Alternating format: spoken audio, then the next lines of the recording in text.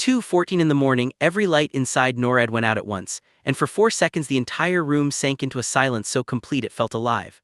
No one screamed. No one moved. Then the screens came back one by one, not with alarms, not with warnings, but with a single black image and a line of text that made the blood drain from every face in the bunker. You should not have been watching. Lieutenant Colonel Evelyn Mercer stood motionless in front of the main console, her hand still hovering over the keyboard because she knew something no one else in that room knew yet. This was not a malfunction. This was not a drill. This was not even the beginning. The war had already started and America had just received its first message from inside it. 23 minutes earlier, deep in the Pacific Ocean, the USS Ravenwood had detected a signal no Navy on Earth was supposed to hear. The ship was a ghost vessel, hidden from public records and built for one job only, to listen beneath the surface of the world and find the things nations buried where satellites could not see. Commander Nathan Cole stood on the Ravenwood's bridge with rain pounding the steel hull and the ocean around him black as oil. The sonar technician had gone pale before he even called it in. "Sir, we've got a transmission." Nathan turned sharply. "From where?" The technician swallowed hard. "That's the problem, sir." "It's coming from below us." Nathan stared at him for a beat, then stepped closer to the sonar display. He expected the usual interference, the familiar static, the random bloom of thermal layers and distant submarine echoes. Instead, he saw a clean, structured pulse repeating with impossible precision. It wasn't a sound, it was a pattern. And hidden inside the pattern, encoded in a mathematical sequence older than any modern American system on the ship, was a phrase translated by the Ravenwood's black-budget decryption core in under 3 seconds. "The second phase BGINS tonight." Nathan felt every muscle in his body lock. "Run it again." "Already did, sir." "From where?" "Unknown source." "That's not good enough." The technician looked up, eyes wide with fear. "It gets worse. The signal is moving." Nathan turned back to the screen. The pulse had shifted. It was traveling beneath the ship, not from one side to the other but downward, as if something under the seabed had noticed them and changed position. Then the intercom crackled with the sound of static and a voice nobody recognized, low and calm and speaking perfect English with no accent at all. "Commander Nathan Cole, do not alert the bridge." The room went dead silent. Nathan's head snapped toward the ceiling speaker. "Identify yourself." The voice answered without hesitation. "If you turn on the emergency beacon, you will lose the ship." The signal cut out. The bridge exploded into chaos. "What the hell was that?" someone shouted. "Kill the external lines. Check all internal cams. Lock down engineering." Nathan grabbed the rail as the Ravenwood tilted slightly like something deep below had brushed against the hull. The sonar operator screamed. "Sir, contact on the seafloor." Nathan rushed to the display. Shape was rising from the dark, massive and slow and impossible to define clearly at first because the ocean around it seemed to bend away. Whatever it was larger than a submarine, larger than a destroyer. It had no lights, no visible engine, just a smooth black surface that absorbed the sonar pulse and returned nothing. Nothing at all. That was what terrified Nathan most. Anything built by a human hand gave something back. A reflection, a metallic whisper, a rough edge, a flaw. This thing gave nothing. It was as if the ocean itself had decided to hide it. Then on every screen aboard the Ravenwood at once, another line appeared. "We have been waiting for America to notice." At NORAD, Evelyn Mercer was already reading the emergency feed from the Pacific when the second message came in from an entirely different direction. Not from the ocean, from orbit.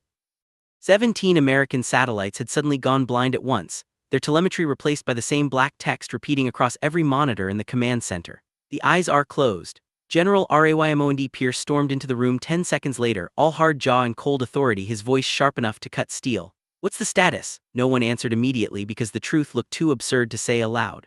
Finally, Evelyn stepped forward. "Sir, we've lost full contact with multiple Pacific assets. Ravenwood is dark, 2 relay stations in Guam are offline, satellite grid collapse is spreading." Pierce's stare was fixed on the central display. "Cause?" Evelyn glanced at her tablet and then back at him. "I don't have one yet, but it's coordinated." Pierce said nothing, which in itself was an answer. He already knew more than he should. Evelyn had learned long ago that silence in a room like this never meant ignorance. It meant containment, the kind of containment that came before a disaster after someone had already decided how much of the truth the country was allowed to see. "Show me the source trace," Pierce said. Evelyn tapped the screen. The map zoomed across the Pacific, then froze near an area east of the Philippines where the signal cluster had intensified into a tight knot of interference. And then one by one the tracing lines failed, not cut, not jammed. Failed as if whatever was sending the signal had somehow reached into the system and erased the path back to itself. "That's not possible," one analyst whispered. Evelyn didn't answer because on the next screen a classified archive folder had opened by itself. Archive Node 7. It was a file name that should not have existed outside a handful of sealed chambers buried beneath Washington, a project so secret that even most of the Joint Chiefs had never heard of it. Her fingers went cold. She knew exactly what it was, and the fact that it had appeared here meant one thing only. Someone inside the government had let the dead file breathe. Pierce moved quickly to the console and slammed his palm on the desk. "Close that folder." Sir, Evelyn said quietly, it isn't on our network. Pierce froze. What did you say? It isn't on our network. Then how is it here? Evelyn looked at the screen. Inside the folder was a still image, grainy at first, then sharpening into focus. Two men stood beside a transport aircraft on a runway somewhere she did not recognize. One wore a U.S. Navy admiral's uniform, the other wore a Chinese military dress coat. They were shaking hands. Below the image was a date stamped in red. October 17, 2033. Evelyn's mouth went dry. That's 7 years from now. No one in the room moved. Pierce stared at the image for only a second before turning away. That was the moment Evelyn understood he was not surprised.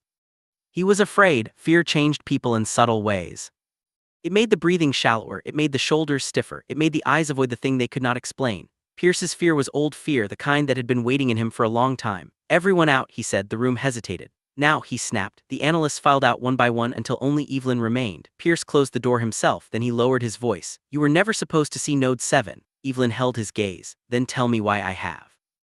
For a long moment he said nothing. When he finally did speak, his voice was so low she almost missed it. Because the system believes you can still stop it. She stared at him. The system? Pierce did not answer directly. Instead, he moved to the wall panel, entered a code she had never seen, and waited until the doors locked with a heavy metallic thud. Only then did he turn back. Everything you've seen tonight, he said, everything you think is happening is only part of the surface war. Evelyn's heart began to pound. Surface war against who? China, he said. The name hung in the air like a blade. But not the China you think. Nathan Cole was no longer on the bridge when the Ravenwood lost power. He had moved below deck with 3 armed crewmen and a handheld signal scanner, because the thing outside the hull had started moving in circles around the vessel, and every time it passed beneath them, the steel floor vibrated with a sound like a giant heartbeat. The emergency generator came on in bursts, then died again. The lights flickered. One of the crewmen muttered a prayer, another checked his sidearm with shaking fingers. Nathan didn't blame him. They were trained for submarines, storms, hostile nations, nuclear pressure, even accidental decompression. They were not trained for a shape rising from the dark ocean that seemed to know their names. When they reached the lower comms room, Nathan saw blood on the floor. Not much. Just a thin trail leading to the open hatch. Stay back, he ordered. He pushed the hatch open and found the radio operator collapsed over the console, alive but unconscious. The microphone still hissed with static, then through the static the same voice returned. Commander, you are standing above a buried station. Nathan's chest tight. Who are you? The question is who built you. Nathan had no time to process that. The lights died again, and when they returned the room had changed. The walls were wet. Not from a leak. Wet as if the air itself had turned to condensation and then to seawater. Lines of fresh salt crawled across the metal panels. One of the crewmen backed away in horror. Sir, Nathan followed his stare to the far wall where a door that should have opened into storage was now covered in a slab of black material that looked almost like stone. Upon it were symbols etched so deeply they had to have been made long before the ship was ever built. Ancient markings, not Chinese, not American. Something older, something geometric and deliberate, as if language itself had once worn a different shape. Then the radio barked again. Do not let them surface the station. Nathan stepped toward the console. What station? The voice answered. Archive Node 7. Back in Colorado, Evelyn was staring at a classified briefing that had been hidden in Pierce's own vault, and every line of it made the room feel smaller. It described a decades-old intelligence program that began after a series of unexplained submarine losses in the early 1980s. The United States had not only tracked Soviet movements in the Pacific, it had detected a second network beneath them, one that used strange low-frequency transmissions no one could decode. American analysts had assumed it was a foreign prototype. Then the anomalies grew worse. Entire contact points vanished, satellites glitched, nuclear assets misfired. Men who read the reports swore they saw things in the water that could not be there. So the government did what governments always do when the truth threatens to embarrass power. It buried the evidence. It sealed the project. It named it Node 7 and left it in the dark. This says the file was locked in 1991, Evelyn said. Pierce nodded once. It was. Then why is it active now? Because someone found the key. Evelyn looked up sharply. Who? Pierce's face had lost all color. Thought it was China. The words landed like a grenade without sound. You thought, Evelyn repeated. Meaning what exactly? He looked away. Meaning we may have been wrong for 30 years. Outside the bunker, Washington continued to sleep under a sky with no stars. Inside, an emergency order was spreading through the chain of command so rapidly that only the highest-ranking officials could see its full language. All Pacific commands were being placed on covert lockdown. No public alert. No press briefing.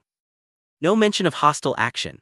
The reason was simple and horrifying. If the wrong people learned the truth, markets would collapse by morning, allies would panic, and the entire country could begin tearing itself apart before a single missile was launched. The fear was not war, it was miscalculation. Evelyn knew that better than anyone. Nations did not always go to war because they wanted to. Sometimes they went because they misunderstood the signal in front of them. Sometimes they acted on bad information. Sometimes they were pushed, nudged, deceived, or convinced that the first strike was the only way to survive the second. That was how history broke, not with a roar, with a mistake. On the Ravenwood, the mistake came from the ocean itself. Nathan and the others were ordered back to the bridge when the vessel's internal sensors reported a hull breach that never appeared on any camera. At the same time, 3 of the ship's external drones activated on their own and launched into the storm. Nobody had armed them, nobody had requested deployment, but the system, whatever remained of it, had already decided. Nathan watched the drones disappear into the black water as a faint red glow pulsed beneath the ship. The sonar operator shouted from the console. "Contact is rising." Nathan ran to the display.